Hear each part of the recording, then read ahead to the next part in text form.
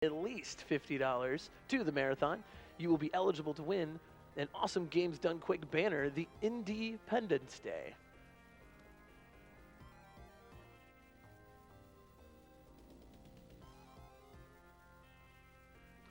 All right, let's take it over to Cantaloupeme and Komrade for Castlevania. Take it away, guys.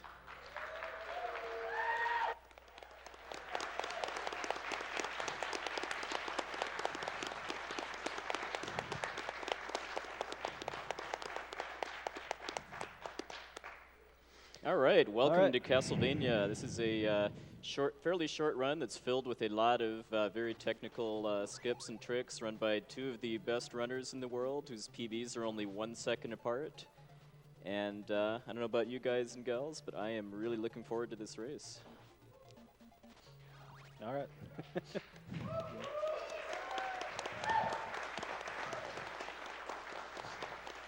All right. Good luck again. All right. You ready? All right. 3, 2, 1, go.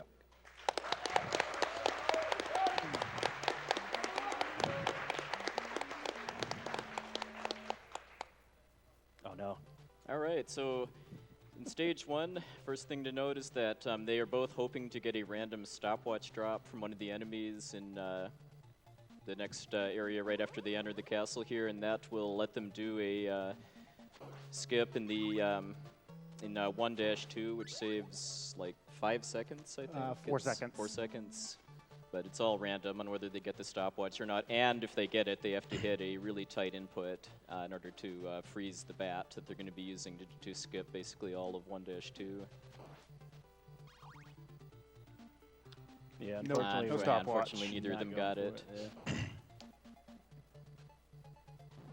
So then because of that, they're just going to have to wait a few seconds for the second bat to spawn and then get into the right position for them to do a backwards damage boost to get on top of that wall there. Nice, and they both got it. Doing that boost saves a lot of time versus going the intended way, which is down the stairs, through a sewer, and then back up on the other side, which is filled with mermen, and nobody likes to deal with mermen. So they're almost to the first boss, the vampire bat, so they're picking up the axe here, and then they're going to be both going for a frame-perfect trick called a critical hit. So let's see if either of them gets it. Nice. And so what happened there was that Komrade both whipped and then took damage from the bat on the same frame, and then that just basically glitched out the game's kind of damage mechanics, and then caused it to die in one hit. Yeah, I don't know if anyone knows the specifics behind it, but yeah, it does a lot of damage, but it seems to work best on the bat because it just kills them in one hit. The other bosses you can't really kill in one hit off of it, so it's not really worth going for. Yeah, the only other boss in the game that they're going to be attempting it on is the first form of Dracula, and that saves a lot of time if they get any crits. I see Cantaloupeme picked up the cross boomerang. One thing I do really, really like about this run is the variety of sub-weapons that are useful in different situations throughout the run. So they're going to be doing another boost off a Medusa head to clip through the floor there and skip the rest of the screen. Once again, saves a lot of time versus going the intended way, because you go all the way to the right to that screen and come all the way back to the left. There's one stage coming up later in the game where half the stage approximately is just a bunch of damage boosts. So we're going to be seeing this trick again. Here comes another one right here. Very nice, Comrade.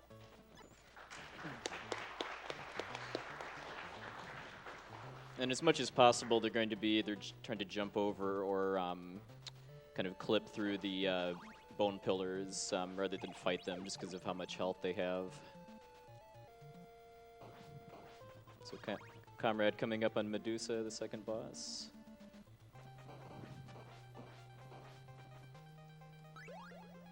You got lucky holy water drop Yeah, out that of the was snake. very lucky. Medusa down. Oh my god, dude. Cantaloupe is going to have a little bit easier time here because he Yeah. has the double shot. Sub-weapons actually do actually triple shot. No, double. So He's got triple. Oh, he does. I guess I can't see it can't clearly really from see here. too It kind of well, looks like yeah. both. But sub-weapons level up in this game the more you use them. It takes just hitting enemies, candles, just whatever they can do damage to. Takes a certain number of hits. Yeah, I believe it's 10 for the double and then 10 more for the triple. And then once they've met that requirement, the next small candle drop turns into the multiplier instead. Yeah, so stage 3 just has, like Skybill said a bit ago, just has tons of damage boosting. The Holy Water is primarily the weapon of choice in this game. We'll see it be absolutely abused on the Grim Reaper coming up in oh, yes. Into stage 5.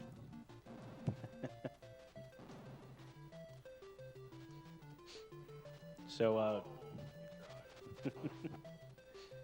Fap got a pretty, or Cantaloupeme got a pretty lucky drop there, where he could save about a second just by not having to attack the birds. They could just walk right through everything. Yeah, the birds in this game aren't anywhere near as deadly as in like Ninja Gaiden, but just kind of just given the overall stiffness of movement and whip swings in this game, they can be real jerks if they decide to. Like having sub weapons to deal with them makes a big difference. That room that Cantaloupe just finished and Comrade just did a moment ago is very, very scary to try and do in a speed run. Because it's not terribly difficult to get knocked into those pits by the fireballs. Especially with them trying to take damage boosts through the whole thing. Okay, so Comrade's coming up on the mummies, where he's going to be doing a pretty cool glitch to quick kill them. So he's waiting for them to walk together, and bye-bye. So when the two mummies' hitboxes are overlapping on top of each other, and he throws across, nice. Because the cross doesn't disappear when it hits something, the collision detection is kind of bugged out because of the two hitboxes overlapping, and then I believe it's doing damage every frame that it's in contact with the mummies. Okay. Oh, I guess we didn't call any attention to that they were intentionally avoiding getting the long whip upgrade, and that is for another skip that they're going to be going for right here. And he gets it, nice. Because yeah, this first part of stage 4 is all built around these platform cycles over the water, so doing that boost off of the bat there, which is best done with the stopwatch to freeze it and then the short whip. I apparently got an axe now, all right. Lets them skip a cycle on those platforms and save a pretty significant amount of time. So then this next room isn't particularly dangerous for like dying, but it's very dangerous for what unfortunately happened to Comrade with getting an axe drop.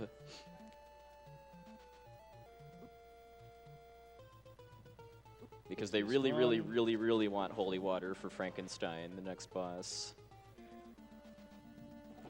Oh! Wow. I knew it was going to happen. Well, guess we're gonna have a pretty exciting showdown with Frankenstein on both runners now. I mean, Frankenstein himself isn't terribly dangerous, but his invincible flea man that rides with him is. Yeah, Igor's the real problem with the fight.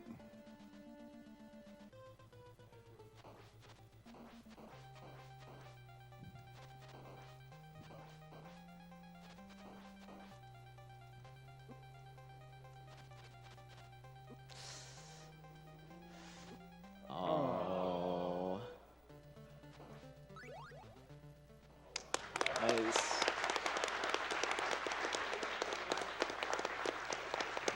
And unfortunately, deaths in this game cost you your whip upgrades, your sub weapon, any multipliers for them, your hearts, everything. So, unfortunately, dying to Frankenstein means that he only has the dagger, and no long whip for fighting Frankenstein again. And this is an extremely difficult fight without the holy water. If anybody's tried to do a whip-only challenge, this is one of the big walls for like that. This crazy man here. I do low percent, not just whip-only. Oh. All right, so Cantaloupeme is on stage 5. This one has a lot of floor clips, but because of how many damage boosts he's taking, he's letting his health run down quite a bit too. I mean, there is meat coming up fairly soon, but I believe one more hit and he dies before he gets it. Yeah, at this point, it's 4 hits until you're dead for the rest of the game.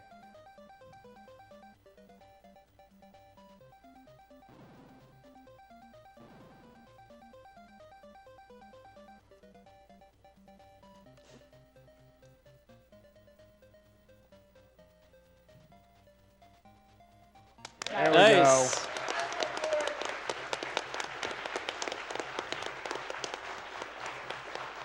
So as we've seen, Cantaloupe has picked up the water, and that's going to be able to stun death. It's the same way you would have defeated Frankenstein's monster if not for the unfortunate additional item drops, but we're going to get a chance to see this strategy on the Grim Reaper, so just think about that in context of the previous boss. It's also equally effective against these axe armors because it does damage, I believe, every single frame it's touching them because of the way their shield works in the front. Since they don't actually have invulnerability frames or even a stun at all while they have that shield up. 2 very nice damage boosts by Komrade. It also turns off the hit detection on these bone pillars as well. I'll just walk directly through them. All right, so then Cantaloupe's coming up on a pretty notorious room in this game that's filled with axe armors and Medusa heads, but with consistently placed holy waters, this is nothing pretty much, just because he's stun locking the axe armors and then killing the Medusa heads. All right, so say hi to death.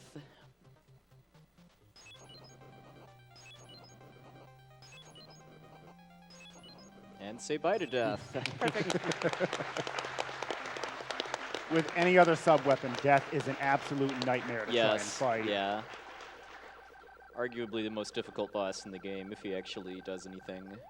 But as long as you have holy water and a double shot, and enough hearts, then that's what you get.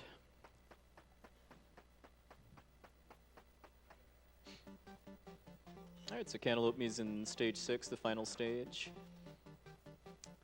This first screen here. I think 1 or 2 of these bats require a little bit of finesse to get around, but otherwise, if you just keep moving, it's pretty consistent. These are the exact same. They are exact copies of the boss from the first stage, well, complete with the same amount of health, movement patterns, everything. And then, we got some floor clips coming up here. These are somewhat random as far as when the skeletons move and throw bones, as far as how fast you can do the floor clips too. And then this is actually the one and only concession they're making for the marathon too. Like the optimal route would skip that meat drop there and save a few seconds, but just for a little extra safety on Drac, they're picking up that meat. And that's the stopwatch helps with the Fleaman riders in the clock tower area too. All right, so Cantaloupe's coming up to Dracula. Dracula, like in most 2D Castlevania games, teleports, shoots fireballs, and then teleports again. And he's gonna try to skip some teleport cycles by going for a critical hit, like Komrade got on the bat in stage 1, where he both gives and receives damage on the same frame.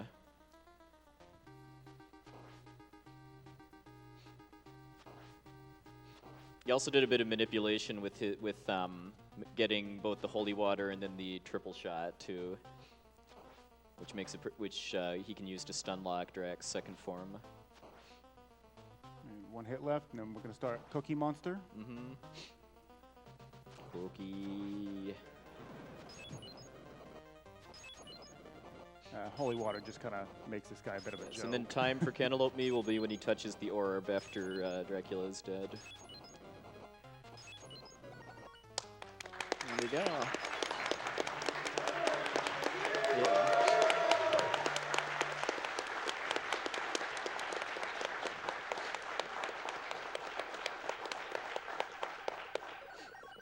All right, let's see if Komrade gets any crits on Drac 1. That's really bad.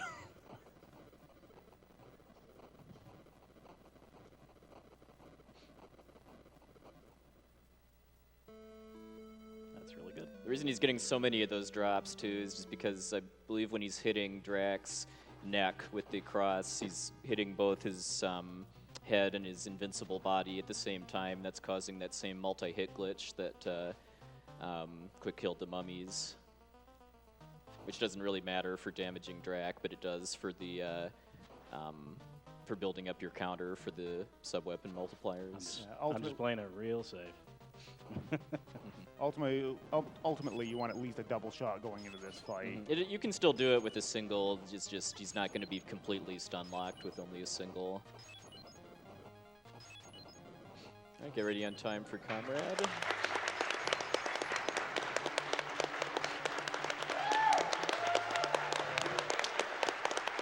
Good race, man. All right, good job, gentlemen.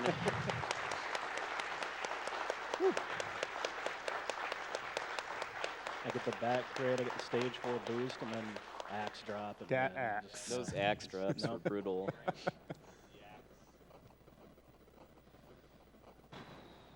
Second cycle?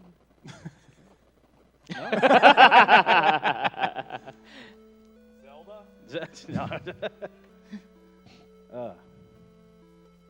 So yeah, that's Castlevania. I don't know what else to say about it. Good run by both of you. Yes. I think the only real trick we didn't see from either runner was Drac crits, because we got the back crit, we got the ceiling boost. I guess no stopwatch either, but Not yet in a marathon. yeah, No. someday. I consider defeating Frankenstein's monster without the holy water a trick in itself, so congratulations to both of you on doing that in a Yes, marathon. definitely. That is very difficult.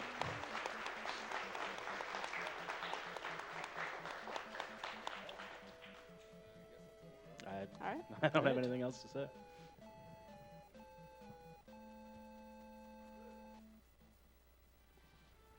All right, thank you to Cantaloupeme and Komrade for that Castlevania race. We do have a couple of donations that came in. A $200 donation from Michael255. Love this event. Always glad to support it. Good luck, runners. Also, you got to pay to see those frames. Save the animals.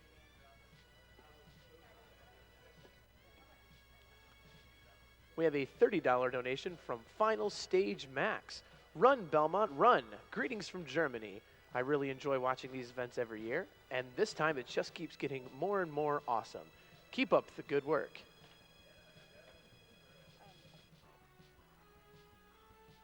All right, let's turn it over to a super awesome interview.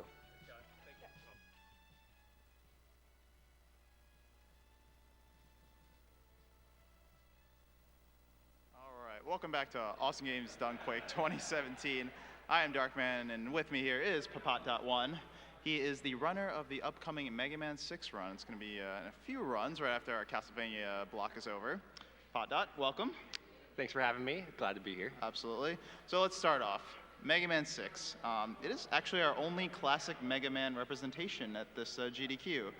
What are your thoughts on that? You know, you gotta kind of have to make the classic Mega Man community proud. I do. I do recall there being a Mega Man 1 race on the first day. That doesn't count because it's not part of the Mega Man block. I guess I can relate to that, yeah. Yeah. It's so the representation as the classic Mega Runner for the Mega Man block, I think this is a good representation for it. Yeah. Cool. So, I mean, kind of talk to me about Mega Man 6, because it's definitely, I feel like a Mega Man that maybe is a little bit under the radar. People may not be talking about it as much. They may not know about it as much. So what do you think are kind of like the unique features about it that stand out in the run? The unique features, well, the main thing is the slide cancel mechanic, where it just, it totally changes how you move through the game. You can't jump out of slides.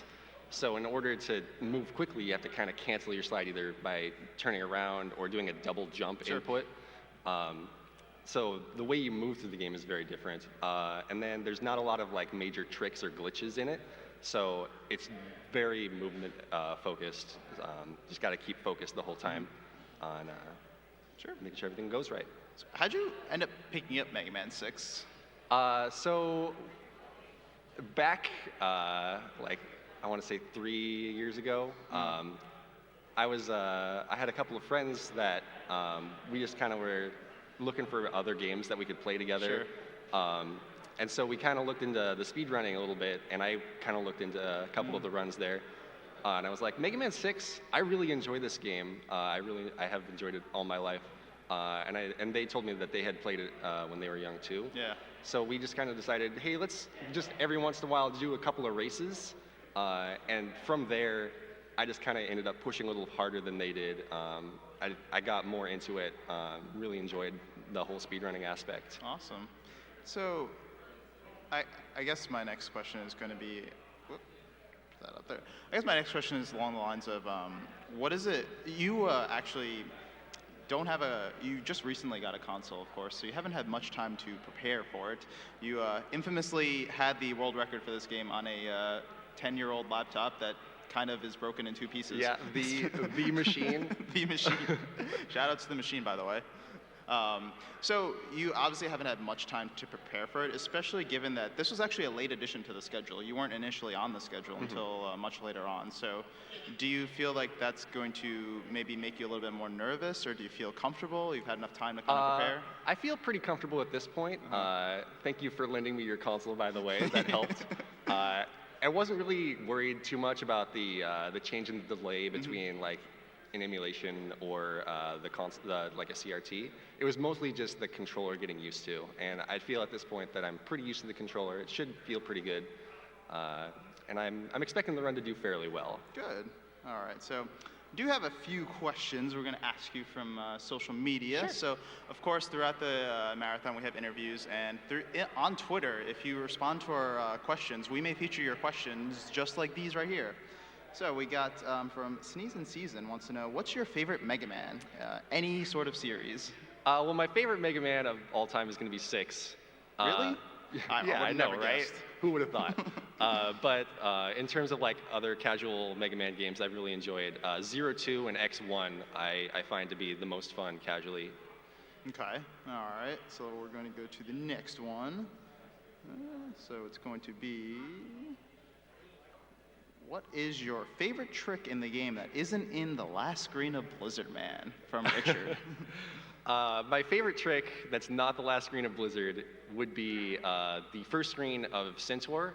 It'd be the Miracle, or the Metroid Boost Miracle Jump combo. It's a pretty tight trick. It's a 2-frame window for the Metroid Boost. It's kind of like my first real contribution to Mega Man 6 that I felt, and it's just something I'm really proud of. Cool. Awesome. All right. So our next one from Karaoke says, do you consider Mega Man 6 the best or easiest in the series for speedruns? Personally, I have a biased opinion. I think it's the best speedrun. Really? Yeah, Okay. I know, who would have thought. All right. But easiest, I'm not convinced. I think it's on the harder end of the speedruns. It's not as hard as 1 and 2, in my opinion. Like 1 and 2 are kind of like the top tier, just because they're really very precise in how they go about. But I would say like it's about tied for 3 as the next hardest in the series. I play the game. It's really hard. All right. So next question we have from Hoda says, what's your favorite boss in the entire Mega Man series and why? I'm gonna have to go with Flame Heinard, Burn to the Ground. Burn to the ground. Good choice. And we have our final question. I kind of answered this already, but maybe you can go into a little bit more detail. How long have you been speedrunning Mega Man? I've been speedrunning Mega Man for around 2.5, 3 years. Okay. I got really into it about March of 2014. Okay. That's when I kind of swapped from the 100% to the any percent. I started playing a real category. Yeah, there's actually a few different categories in Mega Man 6. But Pot just didn't feel like playing the actual category that mattered. That's okay, he's a trendsetter. There's nothing wrong with that. All right, well, thank you very much for the social media questions. A couple of questions to wrap up. All right, my first important question I have here, a banana. Now, you, of course, are a very infamous banana critiquer. You have a ripen scale. So on your ripen scale of 1 through 7, what would you rate this banana? That looks like about a 5.5, maybe a 6. And would you eat this banana? I really wouldn't. That's not a banana that I would be interested in eating. See, like, I don't see anything wrong with this banana, so Pot has always had kind of a strange, fascination with bananas, so I don't know. It's got to be a 3 or a 4. It's got to be at least partially green. I don't even understand how you eat a green banana. So, all right. The most important, hard-hitting question. Am I allowed on your A couch?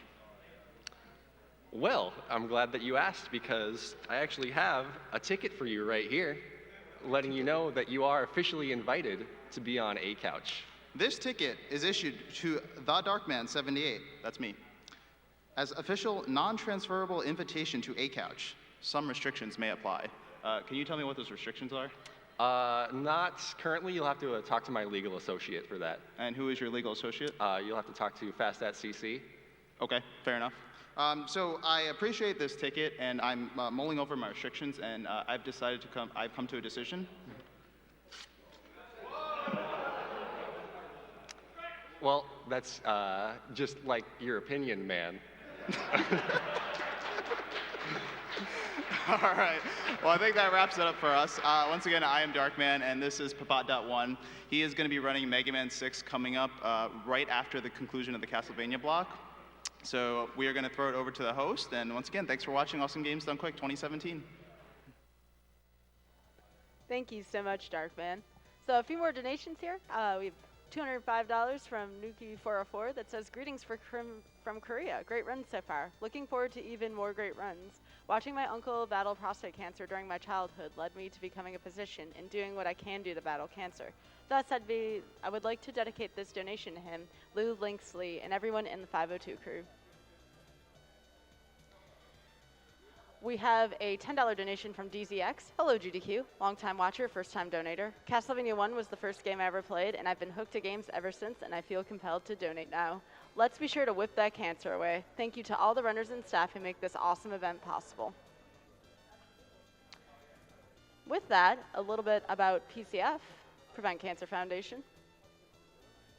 The Prevent Cancer Foundation is one of the nation's leading voluntary health organizations and the only U.S. nonprofit focused solely on cancer prevention and early detection.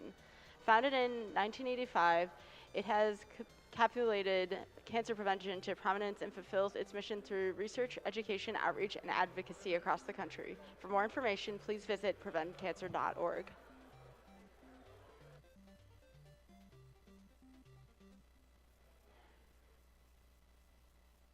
Use of mobile colposcopes in resource-limited countries, making cervical cancer screening easily accessible to Rwandan women. You don't need any additional lights. You are able to see the cervix well. Rwandan women are now able to receive proper screenings and the care they need. We were able to show her the pictures that we had taken with the colposcope. So when you see your client is satisfied, you also feel good.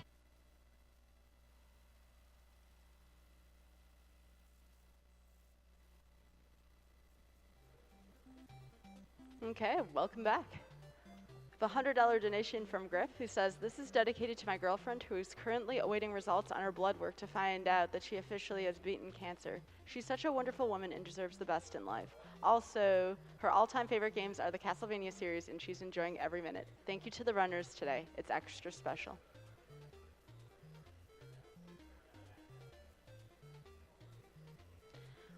$100 donation from Samison. With my favorite blocks live now, here comes my yearly donation, and since preventing cancer is saving lives and so is saving the animals, I will set my, wait, I'm here to watch speedruns, so I need to save the frames. What trickery is this? Well, only one thing to do then, 50 to saving and 50 to killing the animals. Anyways, a big thank you to everyone behind the scenes, the runners, the announcers, sponsors, viewers, and everyone else I forgot. You are all doing a wonderful job. Keep this up.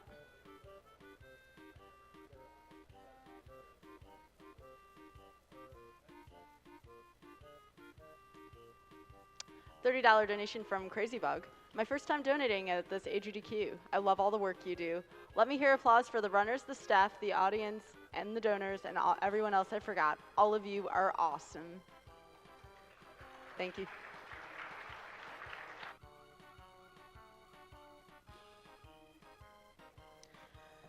$20 from Jeff F. I'm super hyped to watch the Castlevania block live this year. Great series and great cause. The only animals that matter are wall chickens.